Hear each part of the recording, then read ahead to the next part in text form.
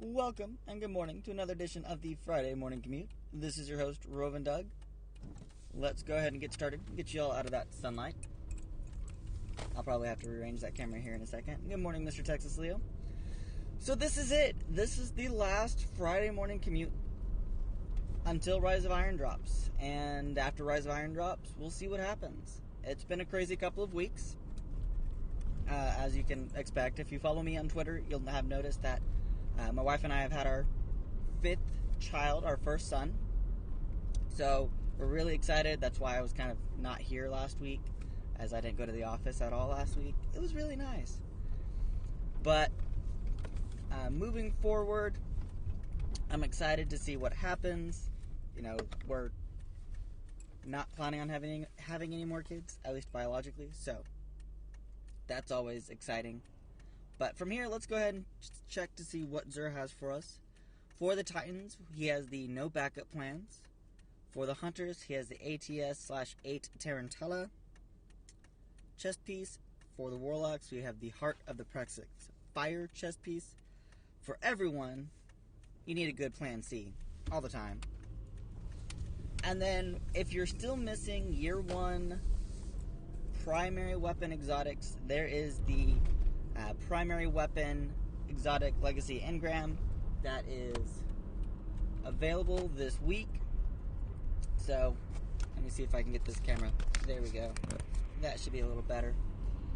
And so go ahead, pick it up. Remember, legacy engrams are only for Year 1 exotics. They will not give you Year 2 exotic unless the Year 1 exotic that you get has a Year 2 equivalent. And then you can go to the exotic blueprint vendor, and the Year 2 you will be available for purchase for legendary marks. So there you go. Now, this week has been fun, especially in the realm of Destiny. We've seen a couple patches go live. We've got... There we go. That's much better. That gets the sunlight out of y'all's eyes. That's much, much better. So we've got a couple patches that have gone live to kind of fix small things that inevitably go wrong with a really large update that Rise of Iron really is, and content release. We've had the Owl Sector go live, and so there's a lot of different thoughts going around about the Owl Sector. I haven't, since this morning, seen what a lot of people's first impressions about the Owl Sector are. However, reading at the different infections, as it were, space mites, there seems to be, with the Vanguard and the Owl Sector themselves, they don't know what it is.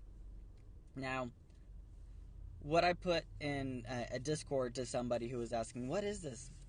I said, Siva's awakening and Rasputin's not happy. So, and I preface this with, this is my own theory, my own thought, and may not be the actual case. The only way that this even has any legitimacy as to being a theory is Siva being a Golden Age relic, in a sense, would have, hopefully, would be somewhere in Rasputin's knowledge banks. Now, supposedly, this Owl Sector infection, or these infections, I'll just say infections, not Owl Sector infections, but these infections started from the Dust Palace on Mars. Probably a kind of a tip of the hat, a nod to the Guardians who were able to get into the glitch spot that's there and see the Siva outbreak there on Mars. So first off, that gives us a clue that this could potentially be larger than just Earth and the Plague Lands. Now, with that being said, the L sector did find some I guess, research work by someone going under an auspice of the name Bray, which is, Clovis Bray is part of the Death Palace lore and the Mars lore in general. So we still don't know fully what's going on with the L sector. I'm excited. It's a lot of fun. So, dude, ALA, where a lot of things are going on. It's potential. That's the other thing. That's the other thing, Texas Leo, is you've got Rasputin, you've got Charlemagne, you've got whatever the Warmind on Mars is, because I don't think that one's Charlemagne. I think Charlemagne is on the moon. So, Rasputin is essentially a central AI for all of these other Warminds. Kind of, I would say, the conductor, for lack of a better term. So, it'll be interesting to see where this goes, how it plays into Rise of Iron, and the fun stuff that Bungie does. Because Bungie is always does something fun in these regards. Now, we do have 4 days until the Moments of Triumph are completed. So, Bungie graciously this week, and I say graciously because I was not expecting it. I was hoping for this, but I was not expecting it. That you can, if you need the challenge modes for the raids, or if you need the Court of Oryx, they're open. And I know this is probably old news to you by now. Friday resets on Tuesday, but it's important to video document these things because it's fun. I like it. However, hopefully you find a good group. I tried Wednesday night to... Oh, that'll be interesting. Wednesday night to complete the War Priest Challenge. That sucked. Let's just say that even on normal mode, people kept dying. Thankfully, I was not one of them. No. So, really, I don't need to complete a raid. Ellie asked if I completed it. So, we're in the raid, and we don't get the War Priest Challenge. I'm like, well, that sucks, but there's another guy that needs Golgi, and I think another guy that needed Oryx. So we were just going to try to complete it. So we get to Golgi, and we probably wipe 10 times. Because first time we didn't do enough. The first few times we just didn't get the DPS down. People were not where they needed to be. I'll definitely let you know, then once we started getting the DPS, people started dying. And thankfully, it's on normal mode, so we can go back and revive. But on the same hand, it's a 30-second timer to revive. So if you die right as we're doing the gaze handoff, then you're almost up a creek without a paddle and getting the gaze handed off. So about 11:30, we're like, okay, last call, last try. And we almost wiped immediately, and so we're just done. So we got through War Priest. But I've got 49 out of 50 fragments on my PlayStation.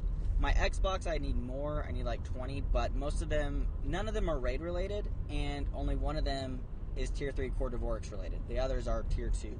So the only other really big things I need for my characters is the Exotic Sword Quest on both of them, the Mountaintop on Xbox, finally got that done on PlayStation, woot woot. What else?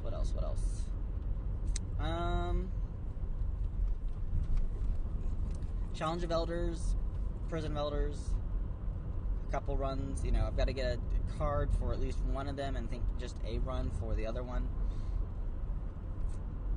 But it's so close, but just time. That's something that is so hard to get right now, is time. And uninterrupted time, because having a newborn means you have a constant 2.5 hour alarm, if you're lucky.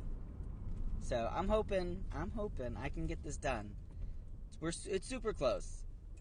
I'm at least giving it my all and doing the best that I can.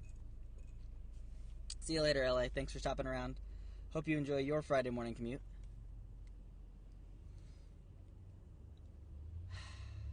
But it's been a year.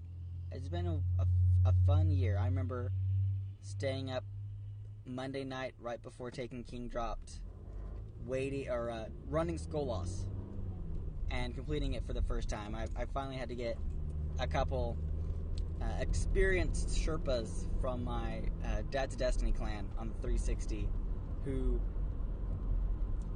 had it down pat, and we got done with Skolos.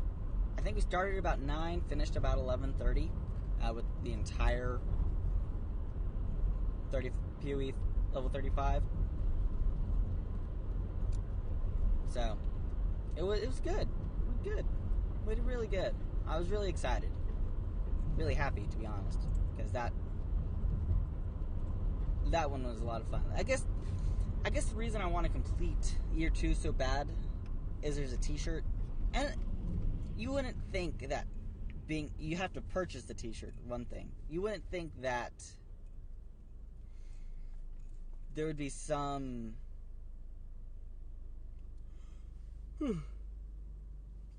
there'd be some incentive to completing, in-game challenges. But it's something